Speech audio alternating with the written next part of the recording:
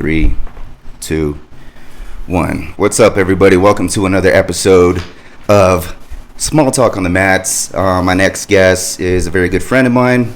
We actually met through jiu-jitsu a couple years ago, and we both serve in the military, which is a cool fact. So it was inevitable that we would be talking together and become friends. So we formed a special bond over the years, and he's also the very first sponsored athlete of High Speed Warrior. So that's a good accomplishment on both parts. And he's also been competing and serving for as long as he's been, he's been competing for as long as he's been serving, which is 14 years now. So his resume consists of, he's currently active duty Air Force. He was stationed and competed overseas under different air commands. He's a brown belt under Carlson Gracie lineage, Carlos Santos, Gabe Baker. And he's currently under the instruction of Professor Daniel Coyote Sosa in Albuquerque, New Mexico, where we're at. So, ladies and gentlemen, it's an honor to introduce to you Gerald Rivera. Hey, how's it going, everybody? Yeah, so how you doing, bro? How's it going? It's going good, man. First of all, I want to thank you for having me on the podcast. This is great, and I'm very fortunate and very happy to be a sponsored athlete under High Speed Warrior. So, many great things to come. Yeah, fantastic, bro. Thanks. Okay, cool. So, what I like to do on my podcast is just ask you a small series of questions. They're each categorized, so we can go through it. The first is going to be jiu-jitsu focused. Yes. So 5 questions for that, and then we'll move on. My first question to you is, what was the most difficult transition for you when progressing from purple to your current brown belt? That's a very good question. The most difficult transition from purple to brown, honestly, was timing. Especially in the military, timing is of the essence. It's everything, right? The craziest thing about transitioning from purple to brown is that, like, if there's one small, like, little mistake, it could cost you the whole match, could cost you anything out in the field, right? Mm-hmm. So, these timing is of the essence, and it can be inevitable. So okay, gotcha. Question number 2. How has your game evolved over the years, and what positions or submissions define your style right now? Right now, it's funny because, Carlson Gracie Jiu-Jitsu is all about smash, pass, right? So how has my game evolved from there is honestly through the smash and pass.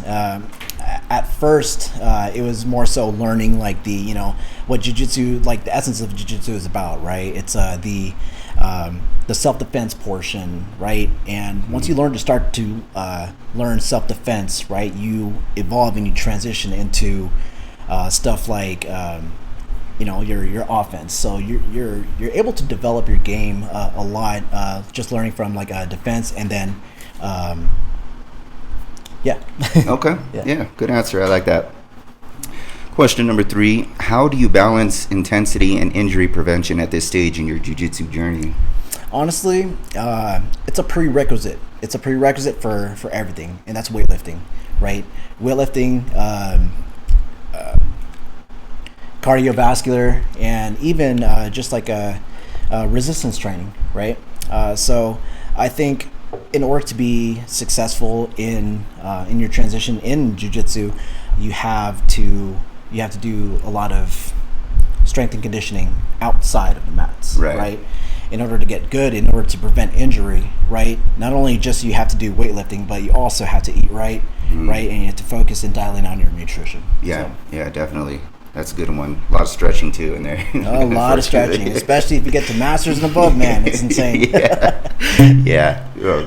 Okay, so question number 4. What's one lesson jiu-jitsu has taught you that directly applies to your military duties?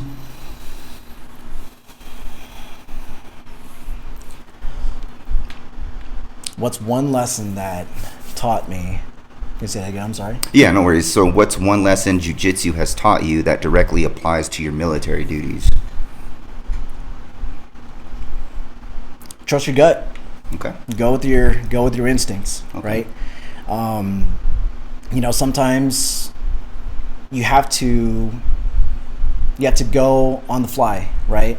Sometimes you're not able to get a chance to rest, right? Or you're not given a chance to even breathe, right? So sometimes you kind of have to be able to be flexible on the go. You have to be able to kind of how do I say it? You have to be able to adjust accordingly. Okay. Right? So adjustment. Okay. Good answer. I like it. Last question for jiu-jitsu focus. How do you mentally prepare for competition, and does that differ from preparing for a military operation or task? Train. Honestly, it's training. How do you mentally prepare? Training. The more you train, the luckier you get, right? And in a sense, like, the safer you are, Mm-hmm. right? So it all kind of goes in conjunction with my military career, right? The more that you train, the more that you're proficient, right? So just train. Yeah, I love it, man. Training. Yes, sir. Non-stop. All right. Next 5 questions are going to be military focused. Okay. And because you're Air Force, I'm going to go ahead and kind of tailor it around that area. Next question is, what's the biggest leadership lesson you've learned while serving in the Air Force? Biggest leadership lesson I've learned is also be willing to learn, Okay. right? Great leaders are also willing to be able to be taught lessons, right? Anybody and everybody can learn from each other. So I think leaders can also be students and Yeah. vice versa. So I think the biggest thing that I have and that I've learned is being able to be a student as well, right? Because I think that's where great leadership is. That's where great leadership comes from. Okay. Yeah. All right. Question number 7. How has martial arts training affected your physical readiness and performance on PT assessments? Skyrocketed. Skyrocketed, man. Honestly, with the job duty or the duty title that I have, right? We're supposed to maintain a fit to fight posture, right? So we can't just be sitting in our vehicles eating tornadoes all day and just sucking back some energy drinks all day, but we have to maintain a fit to fight posture. And you know what, if you don't have a fit to fight posture, right, if you're not ready to fight tonight, then I'm sorry, then you are no good. Yeah. Right, you are no good. So a physical portion of my job also has to do with my training and vice versa. You know what I mean? Because if you're not able to be fit, or if you don't have a very good stamina, Mm-hmm. when it comes down to whether it's like fitness or jiu-jitsu, then I'm sorry, then you're been able to, I guess, kind of be ready for the inevitable, Right. Yeah. I 100% agree with that, because I mean, it's the military. It's the United States military. I think I don't care what MOS you are. Exactly. You could be a cook. You could be finance or something. Finance, admin. Yeah. I think you should always be ready and fit to fight. Yeah. Because we have very high standards here in the United States. But yeah, that's a good answer. All right. Next question is, how do you manage the demands of military life while staying consistent with your jiu-jitsu training? Time management, right? You have to figure out what the priority is first, right? Obviously, I pledged an oath, right? So, my duties do come first, right? Mm-hmm. But also, like, let's not get that twisted, right? Like my health and my mental health comes first, right? So in order to do that, again, maintain that fit to fight posture, right? You gotta make sure that I'm able to be fit to do my duties, not only just physically, but mentally, emotionally.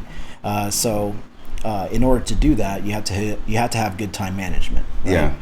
If you don't have good time management, then what things aren't getting done. Yeah. And I'm not about that. I'm gonna get things done.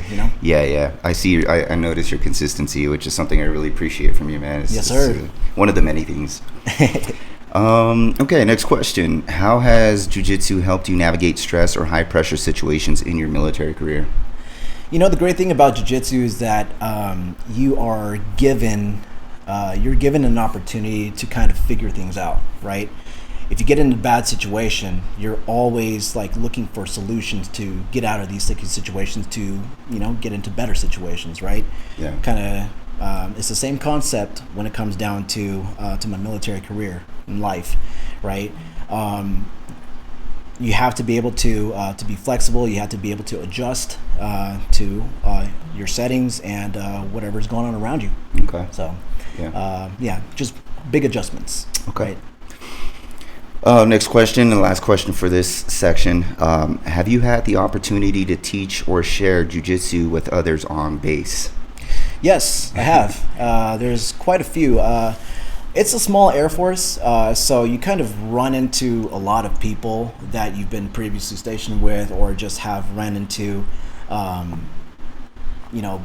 before at previous stations, right? So, I was able to kind of like come back to some people that I've been with before, and it's just like, yo, man, are you in jiu-jitsu, and are you still doing jiu-jitsu and everything? I still follow you, but like I don't know where you train at, blah blah blah blah blah. I'm like, yeah, absolutely. Like we got the best gym here over in Albuquerque, New Mexico, Carlson Gracie Coyote Jiu-Jitsu.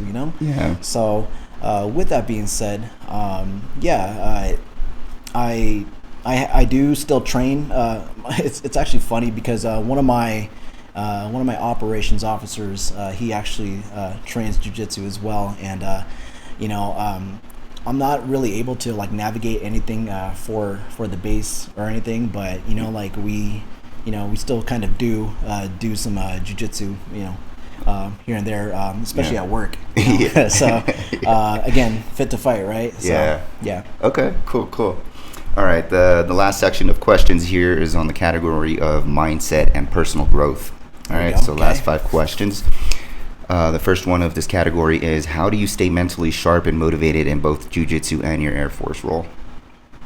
Gotcha. So how do we stay mentally sharp, right? Eliminate all the noise, right? Eliminate all of like the distractions, right? Mentally sharp. So, for example, right, you got to make weight. You got to make weight for jiu-jitsu, or you got to make weight for something. It doesn't even have to be about jiu-jitsu. How do you stay mentally sharp with that, right? Yeah. You have to eliminate all of the outside factors that's distracting you and also mitigating you from achieving your goals, right? Mm-hmm. So, eliminating all of the factors that are preventing you from being successful. So, for example, for work, right? If I know that I got something coming up or an evaluation coming up, I'm just not going to put it to the side, right? You got to take care of it, and you got to make sure that you're on top of your P's and Q's and everything. So yeah, okay, good answer. Next question on this topic is, what's your approach to handling setbacks on the mat or in military duties? Okay, so handling setbacks. The thing is, we're always going to have setbacks, right? We're always going to have setbacks, but the approach to that in handling a setback is, evaluating That's good. Evaluating the situation, evaluating the what is going on, right? Mm-hmm. And having a plan of succession for that, right? So whenever you have something like a setback, for example, like an injury, mm-hmm. right? You're not just going to be hard-headed and be like, oh, I'm just gonna tough it out, right? I'm just gonna tough it out, and unless it's like minor, right? But dude, if you got like a broken ankle or something, you know what I mean? Like, I'm sorry, I'm just not gonna really train on it as much, you know what I mean? But right. You have to be able to assess it. In assessing it, you have to be able to kind of evaluate, okay, I have to have a plan of succession or a course of action in order to kind of execute how I'm going to get back onto my feet. Mm-hmm. Okay. If that makes any sense. Yeah, it does. I completely understand. Next one. Do you find more camaraderie in the gym or in the military? And how are they similar or different? Oh man, that's not a fair question to ask. You know what I mean? You know, the brotherhood. You know, with my brothers in arms, right? Yeah. Will always be there, right? Yeah. The brother and sisterhood on the mats will always be there, right? So, how is it the same? And or how is it different? It's the same because, you know, like you build this lifelong friendships and relationships with your brothers and sisters on the mats, just as you were to do that with your brothers and sisters in arms. So there's really not too much of a difference, but there's a whole lot of similarities. You know what I mean? So yeah, I don't really find too many differences, but the similarities are definitely the same. And it's the same thing with like viewpoints, right?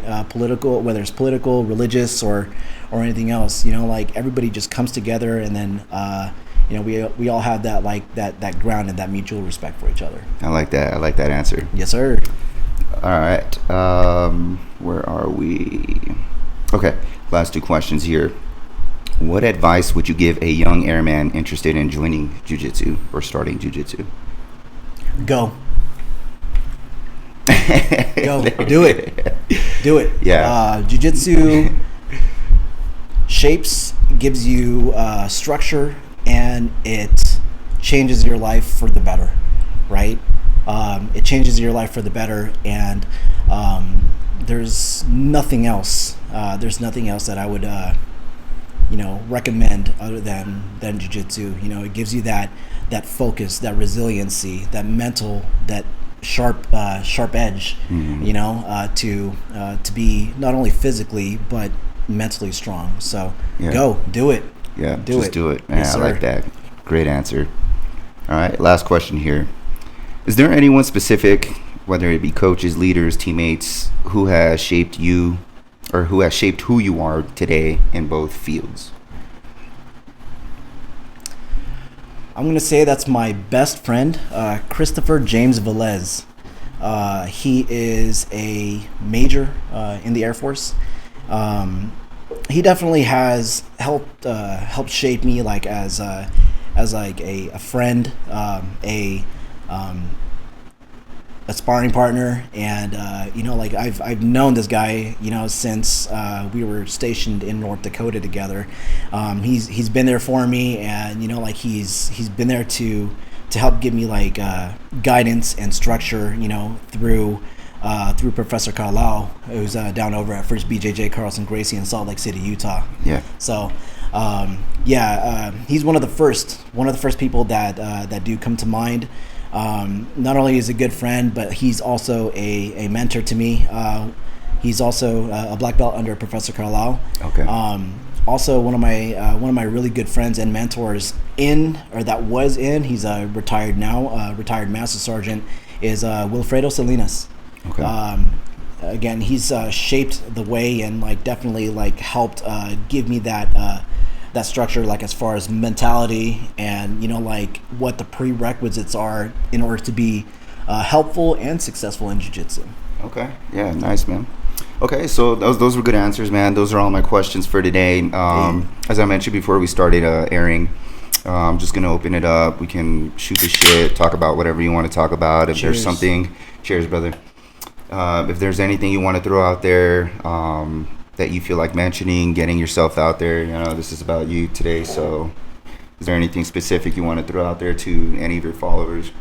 Yeah, absolutely. I want to give a big shout out to High Speed Warrior, my official sponsor, as well as Il Chino Meals, the best meal prep here in the 505. I want to give a big shout out to Carlson Gracie Guam, Rise Mafa, all the way out in the little island that could, Carlson Gracie Jiu-Jitsu, First BJJ Carlson Gracie, Salt Lake City, Utah, and the Carlson Gracie Coyote Jiu-Jitsu here at Albuquerque, New Mexico, the best jiu-jitsu. I just want to start off with that. I want to thank you for having me on this podcast.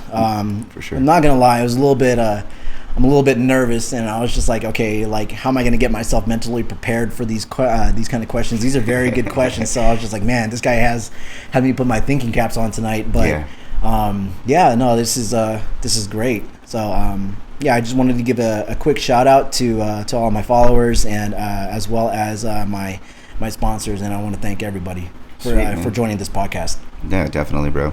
So I just want to lay it out too. Since we met, man, I remember because we used to be at Carlson Gracie when we were still in the mall, Cottonwood Mall. Yes. And then I do remember meeting you. I didn't know shit about jiu-jitsu, bro. Like jack squat. I don't know if I believe that, man. I'm not gonna lie, man. You had a pretty good foundational base, and I was just like, man, like this guy's a killer. You know what I mean? What are you're 30-1, right? 29-1, yeah. 29-1, man. Like that's a pretty impressive record for like having your blue belt, man. And Thank you. It's only up from here. So thank you. Yeah. I appreciate that, bro. So yeah, when we met over there at the mall, and I started studying everything. Obviously, again, I didn't know jack shit. I was on the learning ropes. I had wrestling as a background, so I think that's what kind of helped my foundation. But once we met, man, like I pick up things quick. So I started noticing your style. I started noticing your coaching style, your jiu-jitsu style, and I was very intrigued, man, to be honest with you. Immediately, man, once we found out we were both in the military, man, I think that's just like it started clicking like that, dude. But yeah, man, I just wanted to say and let the people know that you're a big part of my jiu-jitsu career, man. Like you've been there for me, you've helped me, you've coached me, you've taught me invaluable information. I can't thank you enough, man. And that's one of the big reasons that I decided to sponsor you as High Speed Warrior, because there's no one else that came to mind, dude.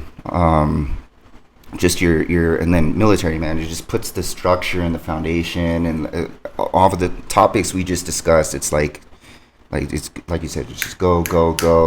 It's we're disciplined, man. So it was a no-brainer on selecting you to be a sponsored athlete for High Speed Warrior, man. And we've said it time and time again, man. It's only uphill from here. I'm looking forward to a lot of greater things, man. Yeah. And we're just gonna continue to keep killing it, bro. Just feed off of each other. No, like I really do appreciate that, and I stand behind the mission, right? I stand behind the mission of a High Speed Warrior, right? And I stand behind my brothers and sisters in arms, and I also stand behind supporting local, right? Because none of this would be possible without the foundation of the local community, right? I may not be local, right? But I am your brother in arms. So I will definitely 1000% support you. I will always jump in front of that bullet. You know what I mean? So, like you got me. So, yes, sir. Likewise, bro. Likewise.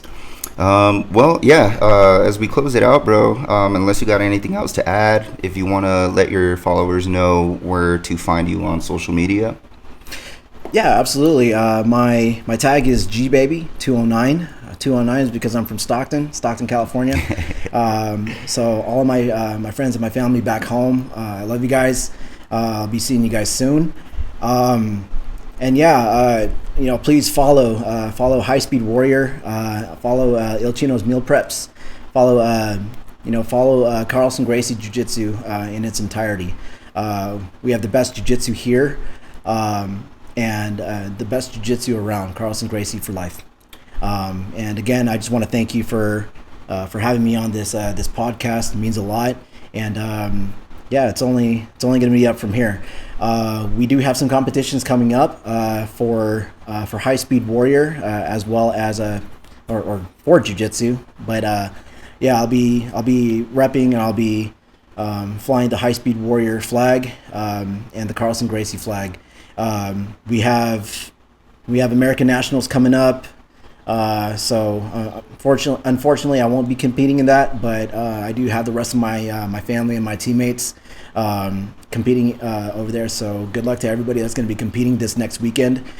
We have Phoenix coming up, and I know my man over here is going to go ahead and just take everything.